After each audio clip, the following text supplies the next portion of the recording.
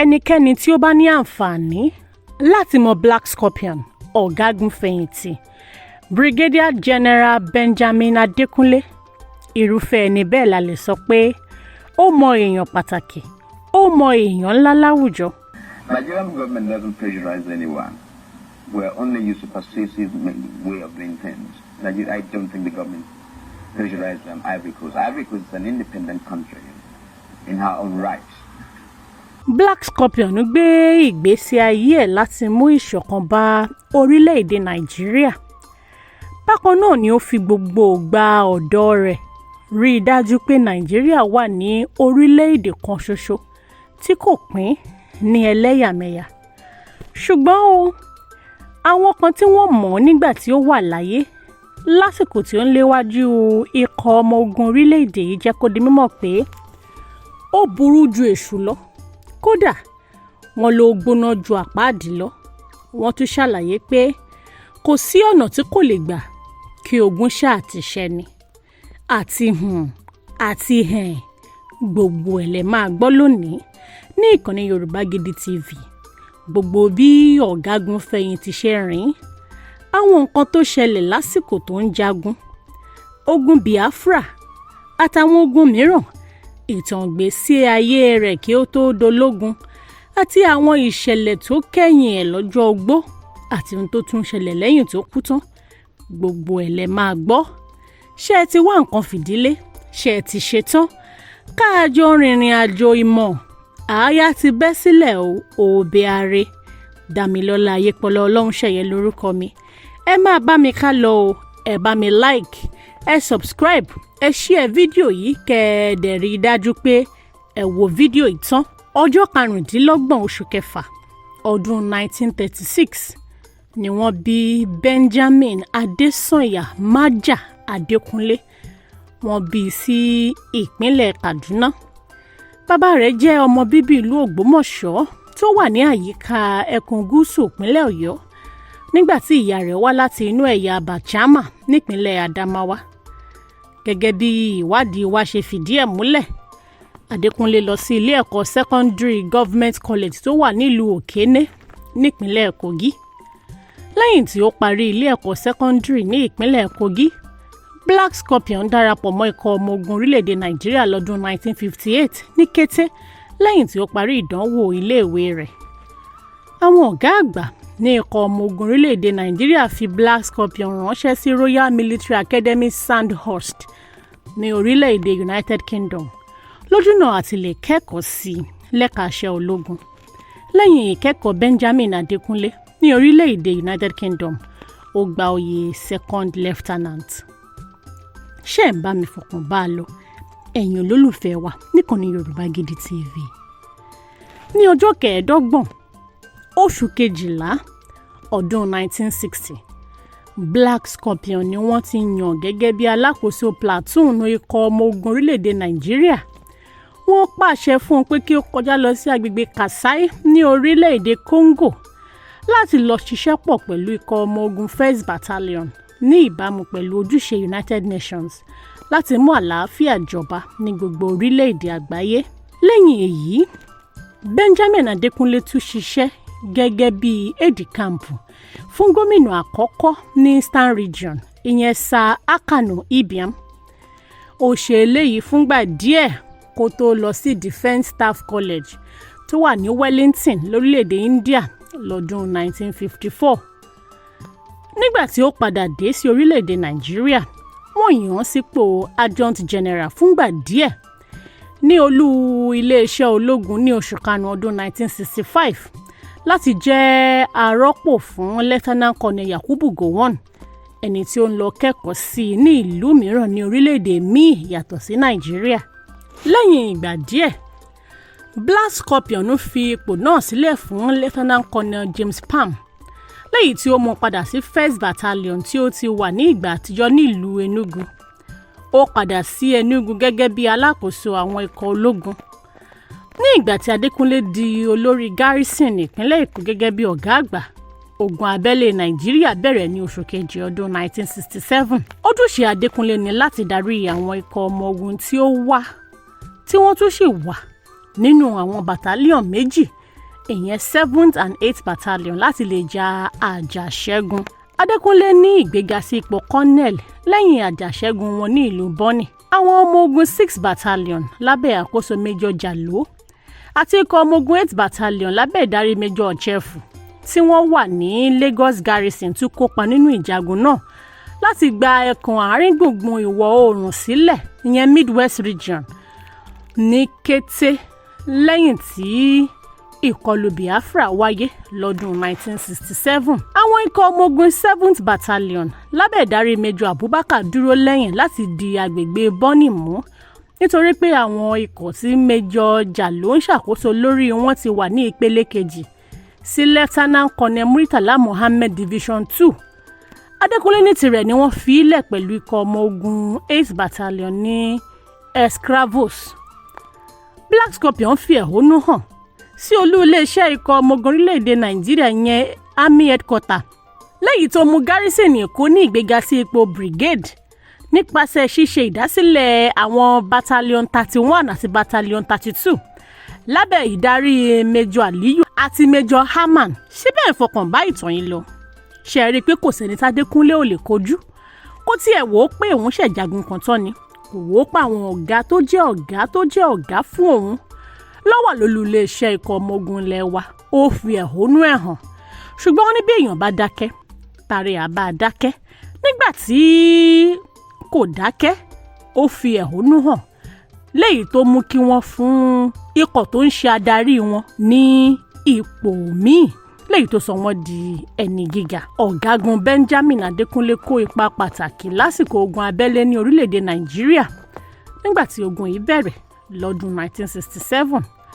Àwọn ọ̀gá ẹ̀ pàṣẹ pé kí ó léwájú kí ó sì darí ikọ̀ ọmọ ogun 7th battalion àti 8th battalion. Wọ́n ní kí wọ́n lọ sí agbègbè Bonny èyí tó wà ní Bight of Benin ní ọdún 1968. Àwọn ọkọ̀ ọmọ ogun tuntun tí wọ́n ní kí Black Scorpion máa darí yìí pẹ̀lú àwọn ikọ̀ ọmọ ogun Lagos garrison àti àwọn ikọ̀ ọmọ ogun tí wọ́n wà ní etí òkun ìlà oòrùn ni wọ́n kó pọ̀ tí wọ́n sì fún ní àṣẹ 3 infantry decision.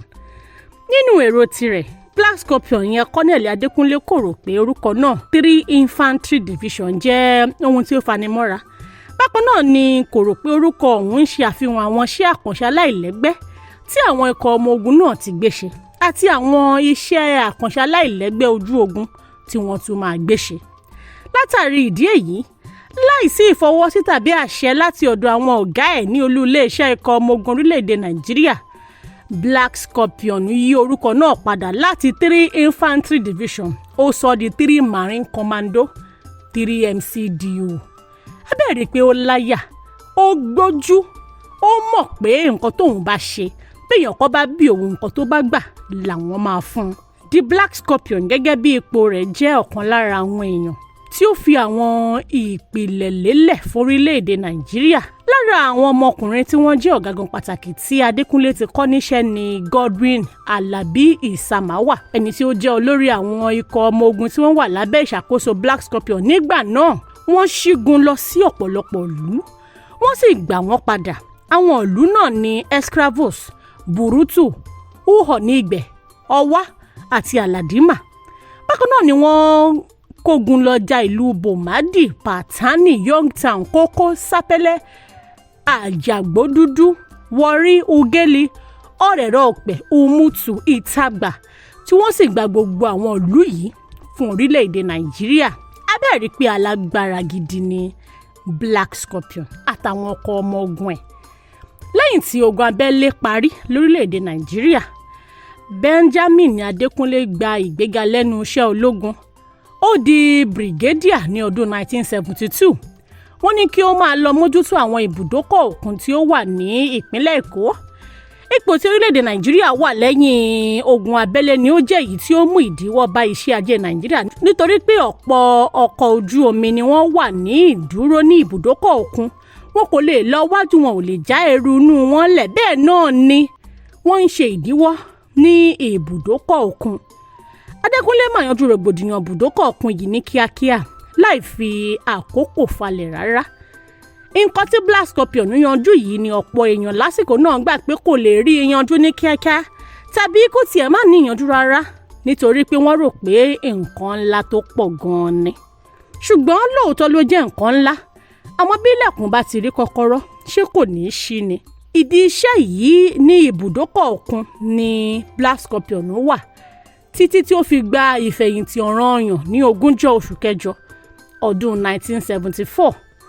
nínú àwọn oríṣi ìfọ̀rọ̀wérọ̀ tí Black Scorpion ṣe pẹ̀lú àwọn akọ̀ròyìn nígbà ayé rẹ̀ ó jẹ́ kó di mímọ̀ pé àwọn ìṣòro tí òun dojúkọ lásìkò ogun àtìlẹ́yìn ogun ni ó lọ́wọ́ àwọn alátakò òun nínú ikọ̀ ọmọ ogun orílẹ̀-èdè Nàìjíríà nínú.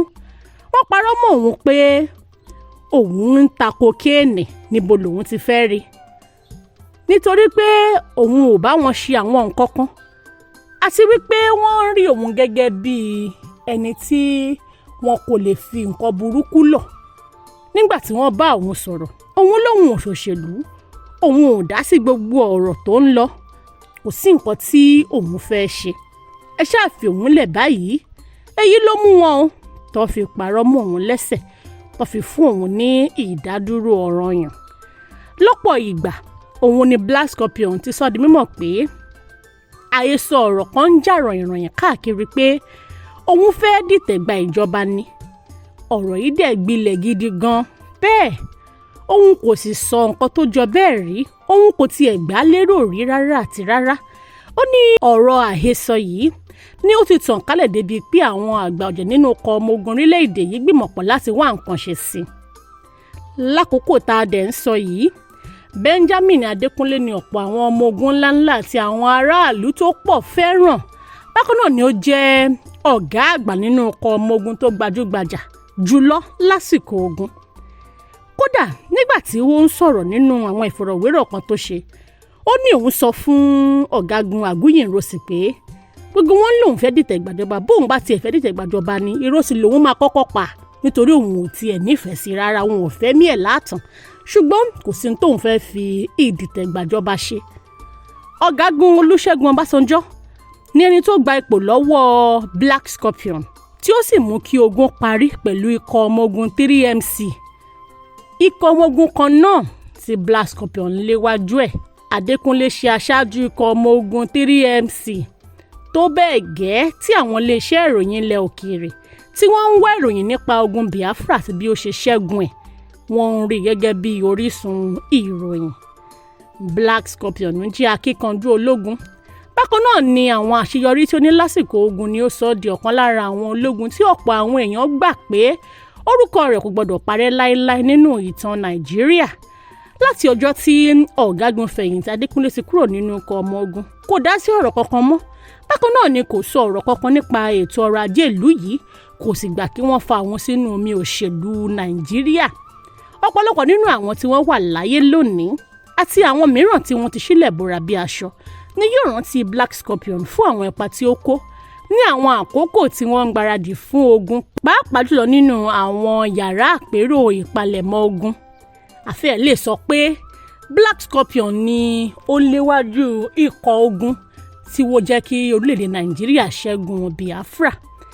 ọgbọ́n àtinúdá àti àwọn ọgbọ́n tó le tí ó gbé kalẹ̀ nínú yàrá àpérò ìpalẹ̀mọ́ ogun ló jẹ́ kí orílẹ̀-èdè ṣẹ́gun. ọ̀pọ̀ àwọn èèyàn ni wọ́n finúfẹ́dọ̀ fẹ́ràn Black Scorpion tí wọ́n sì gbà tirẹ̀. Benjamin Adekunle ẹni tọ́gọ̀ọ̀rọ̀ àwọn èèyàn mọ̀ sí Black Scorpion ṣe àìsàn ní ọdún 2009 ó sì dákẹ́ jẹ́jẹ́ sínú yàrá rẹ̀ ní ọjọ́ 13 oṣù kẹsàn-án ọdún 2014 nígbà tí Ọlọ́run pè é sọ́dọ̀. ní déédéé sáà yìí retired Brigadier General Benjamin Adekunle ní àwọn èèyàn rántí nípasẹ̀ ìtara tí ó fi sin orílẹ̀-èdè Nàìjíríà. àwọn ọmọ rẹ̀ ń rántí rẹ̀ gẹ́gẹ́ bí akíkanjú èèyàn tí ọ̀pọ̀ èèyàn fẹ́ràn. àwọn ọmọ ẹ̀ ọmọ àti gbogbo ìdílé Thomas Adekunle àti gbogbo àwọn èèyàn ẹkùn gúúsù Ògbómọ̀ṣọ́ nípínlẹ̀ Ọ̀yọ́ lórílẹ̀‐èdè Nàìjíríà ló ń ṣe ìrántí rẹ̀. díẹ̀ nínú àwọn ọ̀gágun fẹ̀yìntì ní àkókò ogun abẹ́lé lórílẹ̀‐èdè Nàìjíríà ni kò fẹ́ẹ̀ sí nǹkan kan tí orílẹ̀‐èdè Nàìjíríà ti ṣe fún wọn. ó wá ṣe ní láàánú pé ní ọ̀pọ̀ ọdún sẹ́yìn orílẹ̀‐èdè Nàìjíríà tí Adékúnlé fi ayé rẹ̀ sìn kò fi bẹ́ẹ̀ bìkítà fún. lọ́jọ́ ogbó Adékúnlé ó fẹ́ẹ́ dàbí pé Nàìjíríà ò rántí gbogbo ohun tó ṣe fún wọn ládùúrú bó ṣe sìn wọ́n tọkàn tara. Òun pẹ̀lú àwọn akọni tí ó kù tí wọ́n ti gbàgbé wọ̀nyí láì ti ẹ̀rọ àìmọye ọdún tí wọ́n ti fi sin orílẹ̀-èdè bàbá wọn àti àwọn ìfarapa tí wọ́n ní. Ǹjẹ́ èyí dàbí? Ǹjẹ́ àwọn nǹkan kan ti ẹ̀wà tí wọ́n fi sọrí àwọn akọni yìí? Ǹjẹ́ ìdásílẹ̀ ológun èyíkéyìí wà tí wọ́n ń pè ní orúkọ Adékúnlé lórílẹ̀-èdè Nàìjíríà? Àbí àwọn òpópónà kan wà tí wọ́n ti ẹ̀ sọ lórúkọ rẹ̀ ní? Ọ̀pọ̀lọpọ̀ àwọn ajagun fẹ̀yìntì ni ó wà bíi ti Black Scorpion tí làálàá wọn àti ìfarasin wọn fórílẹ̀-èdè yìí kò dá nǹkan kan fún wọn lẹ́yìn òrẹ́yìn. Èyí kò dáa tó o, nítorí ẹni bá sinlẹ̀ bàbá ẹni ó yẹ kí ilẹ̀ bàbá ẹni náà sìn padà ní. Àbí kí lẹ̀yin gbà lérò ẹ̀yin olólùfẹ́ wa ní ìkànnì Yorùbá Gidi TV? Ẹ bá wa láìkì fídíò yìí, ẹ farabalẹ̀ wò ó parí, ẹ kọ́mẹ̀ǹtì, gbogbo kọ́mẹ̀ǹtì yín là ń rí. Ẹ ṣé o, kẹ́ ẹ bá wa subscribe bákan náà. Dámilọ́lá Ayépọ̀lá Ọlọ́runṣẹ́yẹ lórúkọ mi. Àwa la máa wá o, ẹ̀yin la máa bá. Ó dìgbà kan náà. MDT Clearing Freight and Logistics, iṣẹ́ wọn dára, wọ́n ta sánsán, wọ́n kárí ayé. MDT Clearing Freight and Logistics, bá a ṣe kárí ayé bẹ́ẹ̀ ni òye iṣẹ́ yé wa. Cargo services wá dúró tán láti Nàìjíríà. A ó bá yín gbé nǹkan ránṣẹ́ sí àwọn èèyàn yín ní Europe, UK, US, Canada, Asia lọ bẹ́ẹ̀. Gààrí, epo pupa, ẹ̀gúsí, ẹja gbígbẹ, ìgbín, irú, àpọ̀n, aṣọ, ìlẹ̀kẹ̀, àwọn ìwé tó ṣe pàtàkì àti bẹ́ẹ̀ bẹ́ẹ̀ lọ. Kò tán síbẹ̀, MDT Clearing Services lékè téńté. Àṣẹ tó ń tẹjọba tá a gbà ó mú àwọn èèyàn yàn wá láàyò láti port. Ọwọ́ kan ni MDT á clear kọ̀ńténà yín jáde fún yín. Bó ṣe kọ̀ńténà tó kún fún káà lóríṣiríṣi tàbí ohun mìíràn. Àwọn òṣìṣẹ́ wa kọ̀ lálá. Professionalism wa kò lẹ́gbẹ́. MDT doorstep delivery service náà ò gbẹ́yìn. Níbikíbi lágbàáyé àá wá gbé ọjà yín fún yín lẹ́nu ọ̀nà yín. MDT tún bá ní ìrajà product sourcing. Ìyẹn ni pé àá ràn yín lọ́wọ́ láti ra ohun tí ẹ fẹ́. Àá sì fi ránṣẹ́ sí yín ní kánmọ́ kóbó. Ní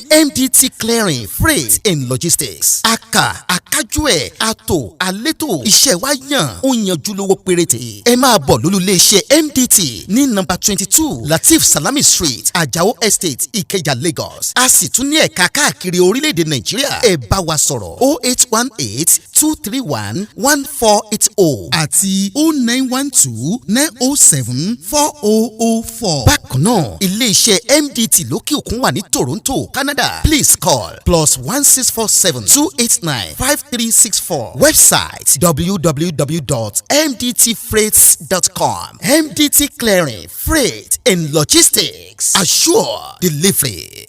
Yorùbá Gidi TV. Yorùbá Gidi TV òun ni kẹ́ ẹ máa wò nígbà gbogbo. Ẹ fojú yín ló ń jẹ níbi tẹ́ ẹ ti lè kọ́gbọ́n, níbi tẹ́ ẹ ti lè rí àwọn àṣà Yorùbá tó yanjú. Yorùbá Gidi TV òun ló mú ètò rere wálé ayé. Níbi tẹ́ ẹ gbé fẹ́ kọ́gbọ́n, níbi tẹ́ ẹ gbé fẹ́ kọrin. Yorùbá Gidi TV òun ló ń pè yín kẹ́ ẹ máa wò nígbà gbogbo. Yorùbá Gidi TV. Ibi tá a ti ń fún yín láwọn nǹkan tẹ́ ẹ fẹ́, àwọn nǹkan tó ṣàǹfààní tó yẹ kẹ́ ẹ máa wò nígbà gbogbo, nígbàkigbà. Ìbẹ̀lẹ̀ wà yìí máa subscribe sí, subscribe, tẹ subscribe sí. Yorùbá Gidi TV.